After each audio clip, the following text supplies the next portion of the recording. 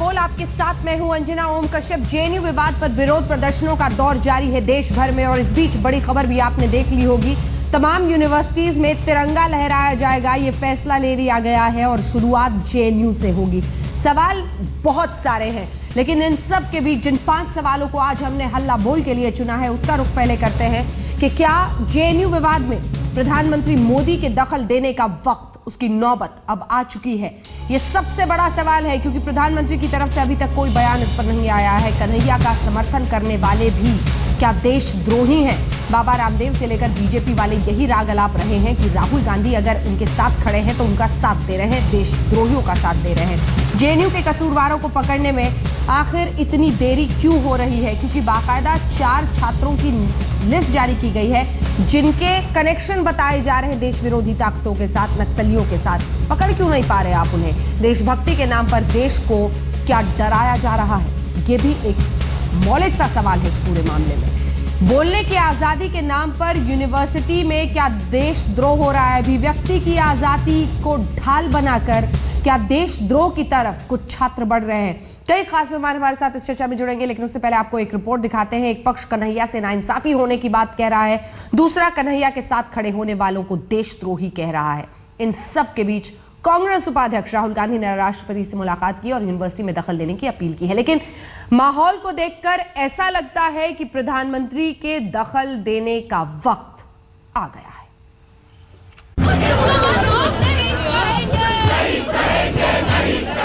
अभिव्यक्ति की आजादी के तराजू पर 2 पलड़े लटक रहे हैं। एक पर देशभक्ति है, दूसरे पर देशद्रोह। जेएनयू विवाद पर एक ओर प्रदर्शनों का दौर है जो दिल्ली से लेकर बेंगलोर तक जारी है, दूसरी ओर ताबड़तोड़ राजनीति हो रही है।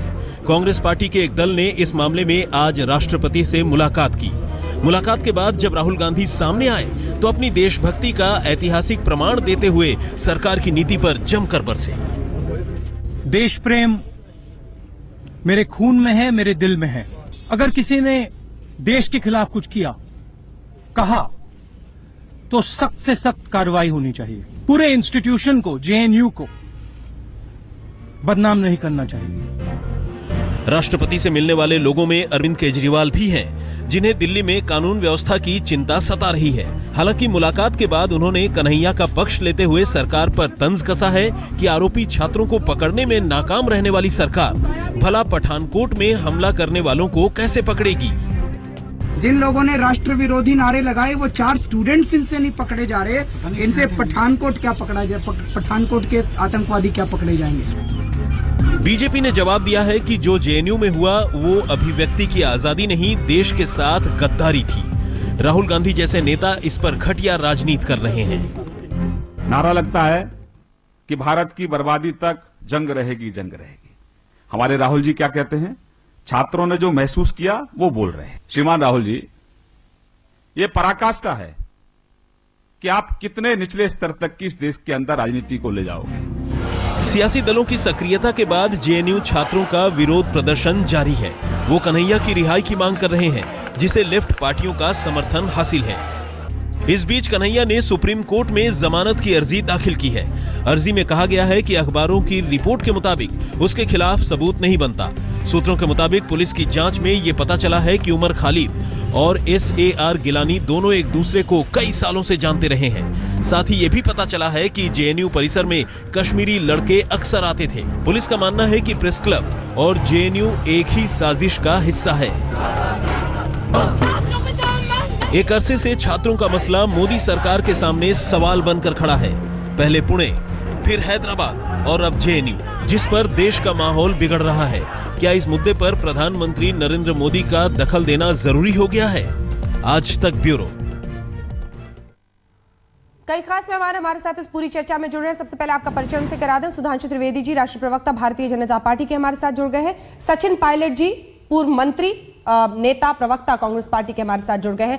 राकेश सिन्हा जी, संघ विचारक, हमारे साथ जुड़ेंगे, और अमित जमाई जी जो कि लीडर है CPI के, हमारे साथ जुड़ रहे हैं। लेकिन आप को भी, हमारे दर्शकों को भी पहले कुछ तस्वीरें मैं दिखाना चाहती हूं। वो तस्वीरें जरा अपने दर्शकों को दिखाते हैं। आज जब जंतर मंतर पर तमाम छात्र इकट्ठा हुए तो लोगों ने कन्हैया की फोटो के साथ टी शर्ट पहनी हुई थी। कन्हैया कुमार यानी वही छात्र संगठन का अध्यक्ष जो इस वक्त पुलिस ने जिसे गिरफ्तार किया और इस वक्त जेल में है।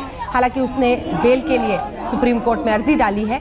ये कुछ टी शर्ट्स हम आपको दिखा रहे हैं। कुछ टी शर्ट्स पे तो लिखा था मेरा दोस्त कन्हैया, लेकिन कुछ ऐसी भी टी शर्ट्स वहां पर बिक रही थी जिन पर लिखा था कन्हैया मारेगा कंस को।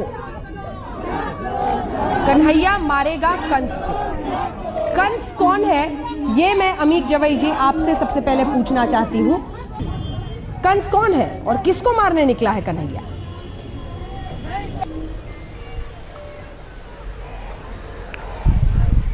कंस वही लोग हैं। मैं बहुत ज़्यादा जानता नहीं हूँ। ये जो टी शर्ट वाली बात है ये तो मुझे पता है कि ये हम लोगों ने, हमारे स्टूडेंट विंग ने बनाया है, उसके बारे में मुझे नहीं पता है। लेकिन हाँ, आज स्टूडेंट के लिए जो लोग कंस बने हुए हैं, आज जेएनयू को जिस तरह से बदनाम करके शुरू से लेकर आखिर तक, अंजना जी, सभी लोग XYZ हम ये कह रहे हैं कि वो जो 5 लड़के हैं जिन्होंने हमारे मुल्क के खिलाफ नारे लगाए हैं, हमारे पार्टी के बड़े नेता अतुल कुमार अंजान जी ने 10 बार कहा है कि अरे भैया उन लोगों को पकड़ो। अब तो दिल्ली पुलिस भी पलटी मार गई कि कन्हैया के खिलाफ बहुत कोई मामला नहीं बनता है। अगर कन्हैया देशद्रोही है तो ये बेल क्यों देना चाहते हैं उसकी? बस्सी साहब हमारे बेल क्यों देना चाहते हैं? तो जाहिर सी बात है कि आज देश के 80% जो सेकुलर युवा है, सेकुलर लोग हैं, उनमें जो 55% युवा हैं, अब उनको सर्टिफिकेट जो है आरएसएस और बीजेपी से लेना पड़ेगा। ठीक है, ठीक है। आपकी बात पर भी और सुधांशु जी आप सचिन जी की भी बात पर जवाब दीजिएगा, इसीलिए मैं सचिन जी के पास पहले आ रही हूं। सचिन जी, ये सवाल क्यों ना पूछा जाए कि अभिव्यक्ति की आजादी या फिर ऐसे तमाम मुद्दे, चाहे रोहित वेमुला का मुद्दा हो, चाहे इससे पहले FTII का मुद्दा हो, यूनिवर्सिटी में राहुल गांधी को युवा वोट बैंक दिख रहा है और इसीलिए उनके लिए सिर्फ उनकी बड़ी राजनीति का ये एक हिस्सा दिखता है। और जब वो यूनिवर्सिटी कैंपस में खड़े होकर कहते हैं कि जो आवाज दबा रहे हैं वो देशद्रोही हैं, तो कहीं ना कहीं वो साथ देते हुए दिखाई देते हैं देश विरोधी नारों का, जो बीजेपी का आरोप।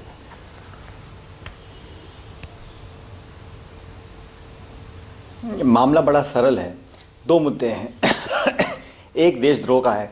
कांग्रेस पार्टी हो, भाजपा हो, CPM हो, कोई आइडियोलॉजी हो, कोई पार्टी हो, इस देश की एकता अखंडता के खिलाफ कोई भी आवाज उठाता है, उसके खिलाफ सख्त से सख्त कार्रवाई करनी चाहिए और करनी पड़ेगी। लेकिन ये भाजपा की एक चाल है कि वो भाजपा विरोधी को देश विरोधी बताना चाहते हैं। अगर पुलिस का इस्तेमाल कैंपसेस में हो रहा है, अगर केंद्रीय मंत्री बराबर बयान दे रहे हैं, कभी हाफिज सईद का नाम ले रहे हैं, पूरी इंस्टीट्यूट को बदनाम किया जा रहा है, दलित बच्चे आत्महत्या कर रहे हैं, उनसे उनके पास जाकर उनके आंसू पहुंचना कोई जुर्म है क्या? और हम कह रहे हैं कि अगर कोई देश के खिलाफ आवाज उठाता है तो कानूनी कार्रवाई करो, वो लोगों को पकड़ो जो भारत के खिलाफ नारे लगाते हैं। लेकिन आप तमाम फैकल्टी को, तमाम स्टूडेंट्स को, लॉयर्स, आपके पत्रकारों की पिटाई कर रहे हैं। दिल्ली पुलिस मूक बन के देख रही है। कोर्ट के अंदर जो उस पे चार्ज है उसकी पिटाई हो रही है। लॉ एंड ऑर्डर खत्म कर दिया। इंस्टीट्यूशंस को यूज किया जा रहा है एक आइडियोलॉजी को प्रमोट करने के लिए। अगर आप भाजपा विरोधी हैं तो आप देश विरोधी हैं। ये राष्ट्रवाद की नई परिभाषा कब से पैदा हुई है? इस कांग्रेस पार्टी को 125 साल से इस देश को हमने सींचा है। चुनाव हार जीत होती रहती है, लेकिन ये कहना कि कांग्रेस पार्टी देशद्रोहियों का साथ दे रही है, ये बड़ी गिरी हुई राजनीति है। और हम लोग एक जिम्मेदार विपक्ष के रूप में अपनी जिम्मेदारी निभा रहे हैं और आवाज उठाते रहेंगे। प्रजातंत्र में मारपीट की कोई जगह नहीं है। भाजपा के विधायक टेलीविजन पे जूते चप्पल मार रहे हैं लोगों को, ये कहां की इंसानियत है, कहां की सभ्यता है? सुधांशु जी जवाब दीजिए। भाजपा विरोधी यानी देश विरोधी सर्टिफिकेट बट रहा है आजकल। अरे सचिन जी मुझको मारा है, मेरे ऊपर देखिए कौन, ओपी शर्मा जी ने अमीक जवई पर भी हमला किया था। देखिए कौन मौका परस्त है। देखिए कौन मौका परस्त है, ये तो उदाहरण से स्पष्ट है। सितंबर 2015 में जम्मू कश्मीर में जब मसर्रत आलम ने पाकिस्तान जिंदाबाद, इंडिया गो बैक और भारत हिंदुस्तान मुर्दाबाद के नारे लगाए थे, तो यही कांग्रेस के प्रवक्ता बहुत चढ़ चढ़ कर टीवी चैनल में बोलते थे क्यों नहीं हो रही है गिरफ्तारी। 36 घंटे लगे थे, उस 36 घंटे में 36 बार बोला था। तो जेएनयू में आते आते आपका विचार बदल क्यों गया? ये मौका परस्ती नहीं तो और क्या। दूसरी बात, यदि ऐसा नारा लगता है कि अफजल हम शर्मिंदा हैं, तेरे कातिल जिंदा हैं, तो भाई कातिल तो आपकी राहुल गांधी जी की यूपीए सरकार थी और सर्वोच्च न्यायालय का निर्णय था। यूपीए सरकार ने उसकी क्षमा याचना 7 साल लंबित रखी थी, फिर अनुशंसा की थी राष्ट्रपति से। तो अगर आपको लगता है कि कत्ल हुआ और आप शर्मिंदा हैं तो कह दीजिए आपकी सरकार से गलती हुई और राहुल गांधी जी उन्हीं छात्रों के साथ खड़े होकर जाके नारे लगाए। सचिन जी, और अन्यथा जैसा अमित शाह जी ने कहा था, देश से माफी मांग ले। अब मैं सीपीआई के अपने मित्र के बारे में ये कहना चाहूंगा, हमें जेएनयू के संदर्भ में कोई ऐसी बात नहीं है, मगर जेएनयू के अंदर कुछ मुट्ठी भर लोगों ने अभिव्यक्ति की स्वतंत्रता रखी है क्या? ये बताइए, याकूब की बरसी मनेगी, अफजल की बरसी मनेगी? एक उदाहरण बताइए जब जेएनयू छात्र संघ ने किसी शहीद की बरसी मनाई हो, जो लोग युद्ध में मारे गए उनकी जयंती मनाई हो। अंजना जी, एक वाक्य में कहूंगा, बचपन में हम सब ने एक लाइन सुनी थी, मुझे अपनी बात पूरी करने दें। एक हम लोगों ने एक लाइन सुनी थी कि शहीदों की चिताओं पर लगेंगे हर बरस मेले, वतन पे मरने वालों का यही अंतिम निशा होगा। ये जेएनयू में आप कौन सा कल्चर ला रहे हैं कि आतंकियों की जयंती पर लगेंगे हर बरस मेले, तो आने वाली नस्लों का जाने क्या मुकाम होगा? आप एक छात्रों का गुट और उसको बाहर से, अरे भाई आम आदमी पार्टी ऐसी पार्टी समर्थन करे, समझ में आता, नई पार्टी डेस्परेशन में है, वोट बैंक आ जाए। कांग्रेस जैसी जिम्मेदार पार्टी 56 साल रूल करने वाली और जिसने खुद अफजल को एग्जीक्यूट किया, वो कैसे कर सकते हैं? ये तो बहुत ही ओछे स्तर की राजनीति। सचिन पायलट जी, वो कह रहे हैं अफजल गुरु की जयंती को आपने सपोर्ट कर दिया, राहुल गांधी चले गए। एक छोटा सवाल पूछ लो। पहली बात तो अफजल गुरु को फांसी, मैं समझ रहा हूं, सुनिए एक मिनट। अफजल गुरु को फांसी इस देश की सुप्रीम कोर्ट ने दी, हमारी सरकार थी। और मैं समझता हूं देश में सर्वोच्च न्यायालय का कोई निर्णय हो, उस पर अपनी राय रख सकते हैं, लेकिन वो अंतिम निर्णय है और हम लोगों ने एक अंतिम निर्णय सुप्रीम कोर्ट की पालना करी है। अफजल गुरु हो चाहे कोई भी हो, अगर देश के खिलाफ है तो कांग्रेस पार्टी उसके खिलाफ है। लेकिन बात याद रखिएगा, आपकी सरकार थी, आप आतंकवादियों को हवाई जहाज में बैठा के कंधार अफगानिस्तान छोड़ कर आए थे।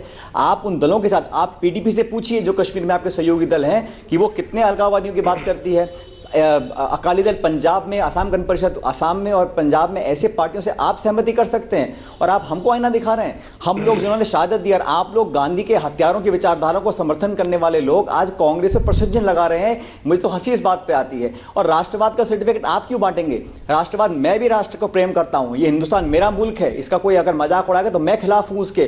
लेकिन आप उसकी आड़ में अपनी विचारधारा थोपने का काम करेंगे, पुलिस को भेज के यूनिवर्सिटीज में लोगों को पिटवाएंगे, फैकल्टी को अरेस्ट करवाएंगे। तो ये दमन की राजनीति है, ये घमंड अधिकार आपको नहीं है। आपको बहुमत मिला है, मनमानी करने की छूट इस देश ने नहीं दी है। लेकिन अमित जमाई साहब, मैं आपसे अफजल गुरु इस पर जवाब लूंगी सुधांशु जी, उससे पहले अमित जी ये बताइए, अफजल गुरु दिवस जो वहां पर मनता है, ये गलत है या नहीं है?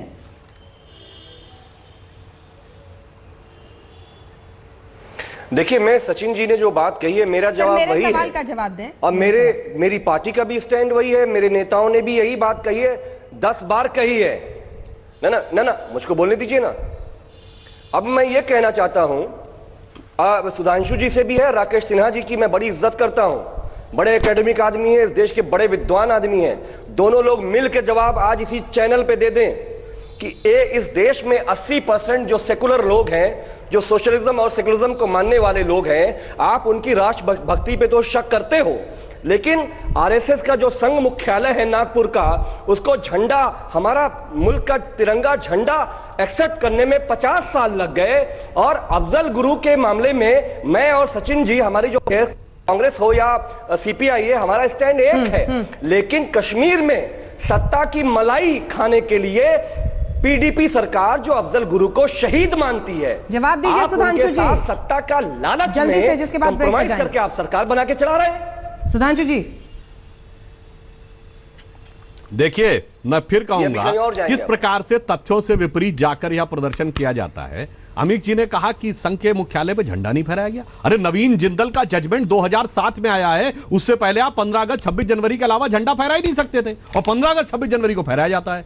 यही दुष्प्रचार है, तथ्य के विपरीत जाकर सुनियोजित दुष्प्रचार करना। अब मैं दूसरी बात कहता हूं पीडीपी पे। देखिए, सचिन जी बैठे हुए हैं, अरे पीडीपी के साथ आपने 6 साल सरकार चलाई और सरकार चलाते हुए उन्होंने बयान दिए हैं, और आप सरकार से अलग नहीं हुए। हमारे टाइम में कोई बयान आ रहा है क्या? अभी बताइए, अभी कोई पीडीपी का बयान है? आपके टाइम में बयान देते रहे और आप सरकार चलाते रहे। और अंत में मैं एक बात सुनिए, एक बात, अब मैं जब बोल रहा था तो आप जब बोल रहे थे मैं हस्तक्षेप नहीं कर रहा था, मुझे अपनी बात पूरी करने दे। सचिन जी ने एक और बात बड़ी अच्छी कही कि अफजल गुरु का एग्जीक्यूशन सर्वोच्च न्यायालय ने किया था और कोई कुछ भी उसे अंतिम निर्णय मानना चाहिए। अब मैं पूछता हूं, तेरे का जेएनयू पर जंग कब तक, लेकिन इस जंग में अलग अलग यूनिवर्सिटीज की भी तस्वीरें आपको दिखा रहे हैं और साथ ही बड़ी खबर भी बता रहे हैं। नए फरमान के हिसाब से हर यूनिवर्सिटी में तिरंगा लहराया जाएगा और इसकी शुरुआत जेएनयू से होगी। जब हम इस चर्चा में वापस आएंगे तो यहीं से इस चर्चा को आगे लिए चलेंगे और पूछेंगे कि इस फैसले पर आप लोगों की क्या राय है। तिरंगा यूनिवर्सिटी में क्या देश प्रेम, देशभक्ति इसी के नजरिए से अब देखा जाएगा। 251 रुपए में स्मार्टफोन की हसरतें जवा हो रही हैं। सबसे सस्ते स्मार्टफोन का सपना उपभोक्ताओं को